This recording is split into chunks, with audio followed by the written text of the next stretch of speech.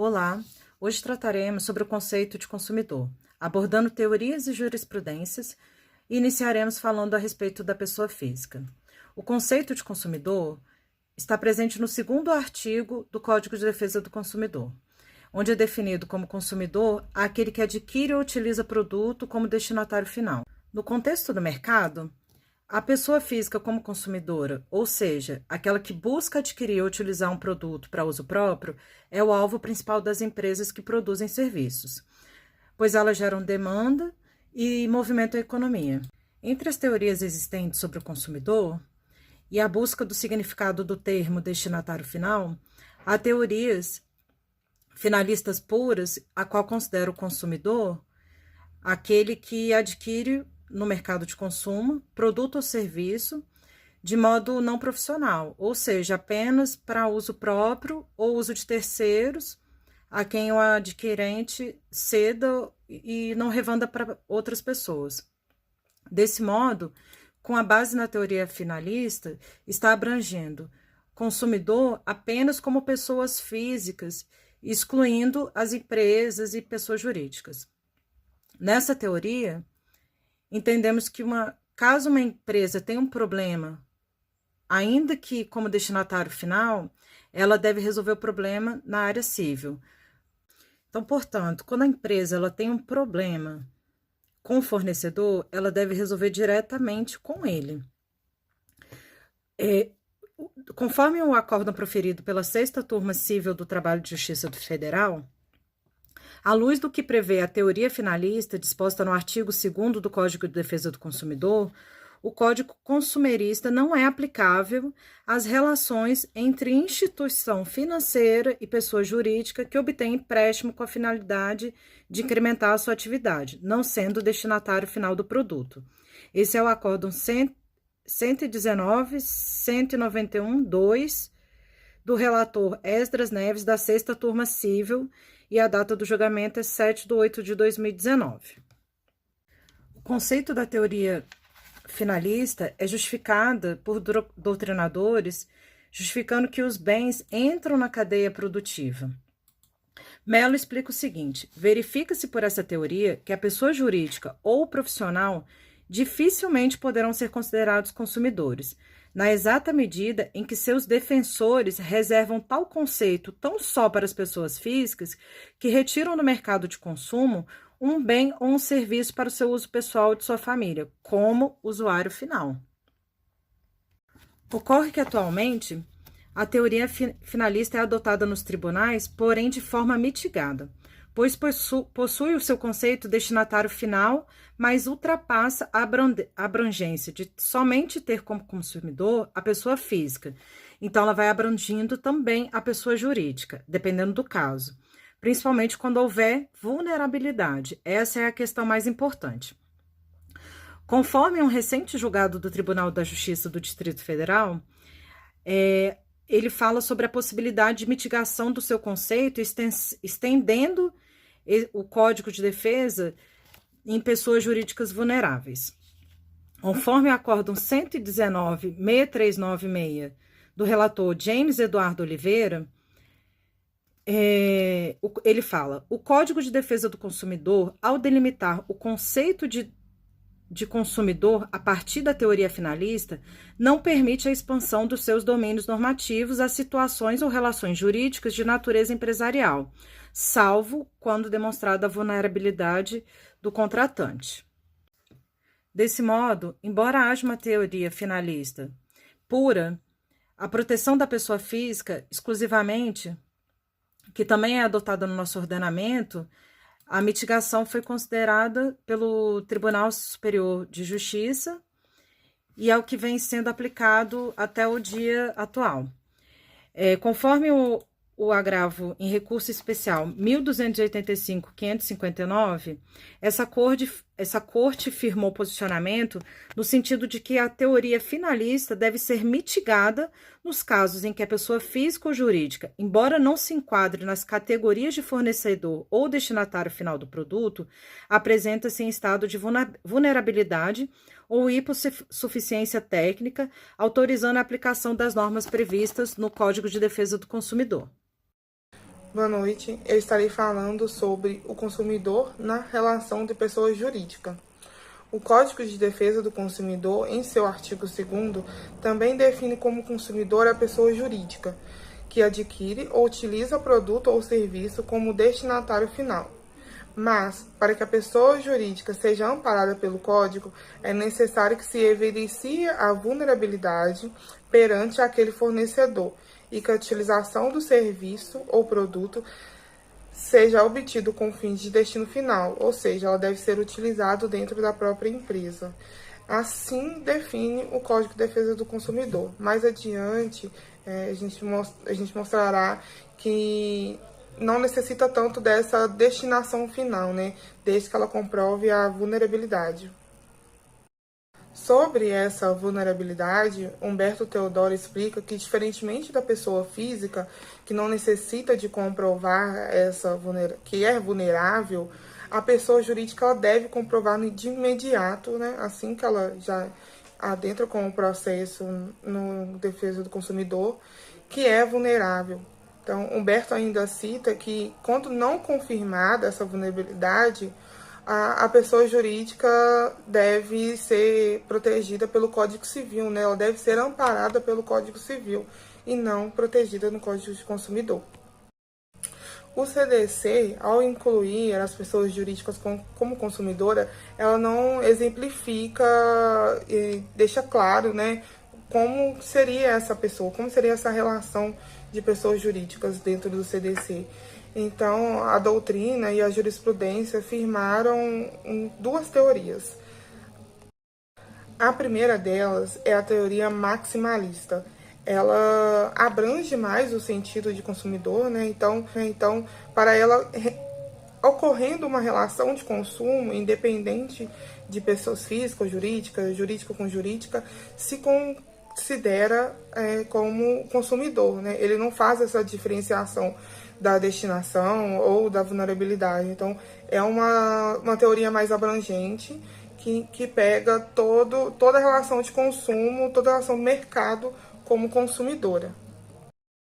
Uma grande crítica a essa teoria maximalista vem do doutrinador José Geraldo Brito Filomeno, que diz, abre aspas, não pode ser considerada consumidora a empresa que adquire máquinas para a fabricação de seus produtos ou mesmo uma copiadora para seu escritório e que venha apresentar algum vício. Isso porque referidos bens certamente entram na cadeia produtiva e nada tem a ver com o conceito de destinação final. Fecha aspas. Como o Filomeno diz, né, que é importante entender o destinatário final para entender a teoria maximalista, né, porque ele é tão crítico a essa teoria, eu trouxe a doutrinadora Cláudia Marques para explicar o conceito. Abre aspas. O destinatário final é o consumidor final, o que retira o bem do mercado para adquirir ou simplesmente utilizá-lo. Agente que coloca um fim na cadeia de produção, né? E não aquele que utiliza o bem para continuar a produzir, pois ele não é o consumidor final. Ele está transformando o bem para oferecer, por sua vez, ao seu cliente, ao seu consumidor. Fecha aspas. Então, Cláudia, ela define que o consumidor final é aquele que leva o produto para casa, né? Então, não abarcando a teoria maximalista, que abrange tanto. É por isso que José Filomeno ele é tão crítico a essa teoria.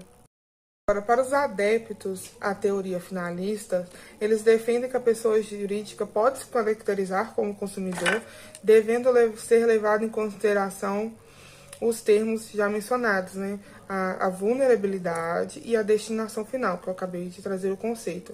Eles baseiam-se nos artigos 2 e 4, inciso 1º do Código de Defesa do Consumidor.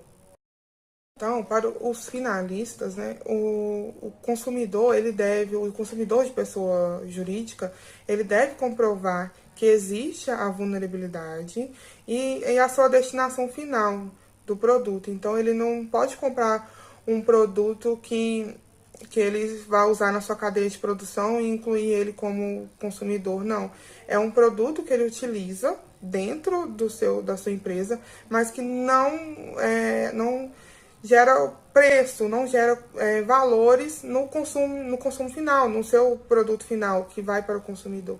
Então, a teoria finalista, ela se estabiliza assim, comprovando a vulnerabilidade e a destinação final do produto. Paulo Cury traz um exemplo para a gente, abre aspas. Há aqueles produtos e serviços adquiridos pela pessoa jurídica, por exemplo, um ar-condicionado para uma loja de calçados, que não tem a ver com o seu objetivo, a sua atividade fim. Daí decorre a conclusão de que a aquisição de produtos e serviços relacionados com a atividade fim da empresa o exclui do conceito de consumidora, bem como a aquisição de qualquer bem fora da atividade fim da pessoa jurídica a inclui no conceito de consumidor. Fecha aspas. Depois de explicada as duas teorias, agora eu vou trazer um entendimento do Superior Tribunal de Justiça a respeito do tema. Ele tem aplicado majoritariamente a teoria finalista matigada ou aprofundada para definir o consumidor que possui personalidade jurídica. O tribunal entende que mesmo a pessoa jurídica não seja a destinatária final do produto ou do serviço adquirido, para ser amparada pelo CDC, ela deve estar em situação de vulnerabilidade em 3 aspectos: técnica, jurídica ou econômica em relação ao seu consumidor, não necessitando ter as 3 vulnerabilidades, desde que comprove que haja uma vulnerabilidade, ela já se enquadra no CDC. Então, o STJ ele firmou esse entendimento e faz imprescindível a análise probatória da hipossuficiência desse consumidor, né, dessa pessoa jurídica. A jurisprudência que eu trago agora é de um agravo interno, né, do STJ, que diz o seguinte: o Código de Defesa do Consumidor não se aplica em caso em que o produto ou serviço é contratado para a implementação de atividade econômica, já que não estaria configurado o destinatário final da relação de consumo, teoria finalista ou subjetiva. Tem-se mitigado a aplicação dessa teoria quando ficar comprovada da hipossuficiência técnica, jurídica ou econômica da pessoa jurídica, o que também não se verifica na questão em tela. A aplicação do CDC decorreu unicamente do fato de ser um bem, energia elétrica, oferecido no mercado de consumo, condição que não atrai a incidência da proteção consumerista à pessoa jurídica, empresa dos estirenos. Para tanto, existe-se a demonstração do uso finalista do bem, desvinculando da implementação da atividade econômica, né, da atividade principal da empresa, ou hipossuficiência técnica, jurídica ou econômica da pessoa jurídica, requisitos ausentes, como se observa na decisão estadual. Logo, é de rigor o afastamento do entendimento no sentido de haver relação de consumo entre as partes. É um agravo de instrumento de número 1401381 de São Paulo, do relator ministro Marco Aurélio Belize, da terceira turma, julgada em 24 de junho de 2019. Em resumo, né, a gente pode concluir que o STJ ele tem aderido à teoria finalista mitigada, né? Então ele aplica essa vulnerabilidade como ponto imprescindível para caracterizar a incidência do Código de Defesa do Consumidor. Ela é super importante, ela não pode deixar de ser averiguada, né? Então o consumidor ele deve, assim, né, como eu já disse, ao entrar com esse processo, ele deve comprovar que há essa hipossuficiência, né, como a jurisprudência acima afirma. Consumidor por equiparação ou bystander. A Lei 8.078 de 1990, conhecida como Código de Defesa do Consumidor, ela prevê em seu texto legal a existência do consumidor por equiparação, ou chamado bystander, que nada mais é do que um grupo ou um indivíduo que sofre os efeitos de certo produto ou serviço e ele se iguala ao destinatário final. De início, o artigo 2º, parágrafo único do referido código, ele já introduz uma ideia genérica do consumidor por equiparação, onde ele conceitua e define como um coletivo de pessoas, ainda que indetermináveis, que tenham sido atingidas dentro de uma relação de consumo, mesmo que essas não façam parte diretamente de um negócio jurídico. Ele não é um consumidor padrão, que a gente fala de stricto sensu, né? Já na seção 2 do Código, o artigo 17, ele traz o consumidor por equiparação como uma vítima de um evento, ou seja, todos que foram lesados por uma relação de consumo.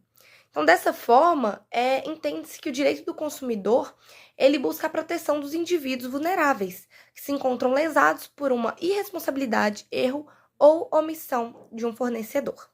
Já um caso prático, para poder elucidar melhor a situação, ocorreu lá na 10ª Unidade Jurisdicional Civil da Comarca de Belo Horizonte, onde havia uma relação de consumo com a empresa Claro, onde o autor ele pleiteava o efetivo cumprimento do plano contratado e ele também requeriu o ressarcimento de valores cobrados indevidamente. Então, no decorrer do processo, foi acionado, requerido pelos advogados do polo ativo, a inserção da senhora Maria, que era esposa do promovente da ação, como parte no processo, como parte do polo ativo, usando como justificativa a questão do consumidor por equiparação, já que não só o promovente, mas toda a família mantinham acesso ao fornecimento do serviço, que era multicanal e internet, serviço de internet. Em trecho dos embargos de declaração, foi requerido a inclusão, onde se fala: de outro lado, além da esposa do promovente possuir procuração para representá-lo no foro em geral, é consumidora por equiparação, segundo o artigo 17 do Código de Defesa do Consumidor, pois utiliza, juntamente com o marido, o serviço de telefonia, TV e internet contratados com a promovida, objeto desta ação. Então, não apenas o contratado com o contratante, a contratada com o contratante, haviam essa relação, mas sim todas as pessoas que utilizavam dos respectivos serviços, Então, diante da manifestação, o juízo deu a seguinte decisão, que, deferindo o pedido formulado pelo autor, já que verifica-se que a mulher do autor figura como consumidora por equiparação, mormente em se considerando que utiliza os serviços prestados pela ré. Ainda no panorama da equiparação entre os consumidores, o STJ julgou o recurso especial de número 1281090 de São Paulo, que deu provimento ao pleito de alguns moradores que foram atingidos por um avião comercial em um acidente aeronáutico. Um avião da linha TAM, Linhas Aéreas, modelo Fokker 100, no ano de 1996, ele caiu em cima de algumas residências do bairro Jabaquara, na cidade de São Paulo, e deixando alguns mortos e feridos. Para tanto, foi julgado pela tribuna e reconhecido a relação de consumo entre os moradores da residência atingida e a empresa ré. A ementa fala uma responsabilidade civil, acidente aéreo, pessoa em superfície que alega abalo moral em razão do cenário trágico, queda de avião nas cercânias de sua residência, consumidor por equiparação, artigo 17 do CDC, prazo prescricional, Código Civil de 1916, inaplicabilidade, conflito entre prazo previsto no Código Brasileiro de Aeronáutica, CBA, e no Código de Defesa do Consumidor, prevalência deste, prescrição, todavia reconhecida. Então, ao longo do acórdão, das decisões, dos votos, foi reconhecido pelos ministros que seria aplicado o Código de Defesa do Consumidor para as vítimas que sofreram lesões psicológicas, lesões físicas derivadas desse acidente. Apesar de não terem um contrato direto com a empresa ré, não ter um vínculo direto, essas pessoas, esses moradores, eles foram vítimas do acidente. então remetendo diretamente ao artigo 17. Haja vista que as vítimas de acidentes aeronáuticos localizados na superfície, eles são, sim, consumidores por equiparação. Então, foi aplicado as normas do CDC. Essa jurisprudência é muito interessante, já que ocorreu um caso parecido há alguns dias atrás, em Belo Horizonte, onde um avião de proporção bem menor, né, mas ele chegou a colidir, a cair sobre uma residência na região noroeste de Belo Horizonte. Esse acidente gerou algumas lesões também físicas nos moradores, deixou destroços, né, problemas estruturais na residência e provavelmente deve ser levado para essa vertente do consumidor. Se comprovada essa relação de serviço, essa prestação de serviço do avião, pode ser levada a essa vertente. Seguindo pelos textos legais, o artigo 29 do Código de Defesa do Consumidor, ele traz uma ideia de consumidor potencial virtual. É uma ideia bem interessante, já que refere-se às práticas comerciais, à oferta, à publicidade, ou seja, os indivíduos que estão expostos a certos eventos falaciosos, como, por exemplo, um consumidor que é atingido por uma propaganda enganosa, mesmo sem ter adquirido o produto ou serviço. Então, o artigo 29, ele refere-se a uma fase ainda pré-contratual, como seria o caso da oferta, previsto no artigo 30 do CDC, que expressa o princípio da vinculação da oferta. Ele puxa uma vertente no princípio da boa-fé objetiva, né? É derivado desse princípio. E, no entanto, existem requisitos para se tornar um consumidor equiparado, conforme o artigo 29, que seria a vinculação objetiva, ou seja, a veiculação objetiva, ou seja, a entrega da propaganda, da oferta ao consumidor, esse veículo de comunicação. E a precisão da oferta, ela estaria restringindo para ofertas de exagero, restringindo para ofertas concretas, ofertas que podem ser realizadas.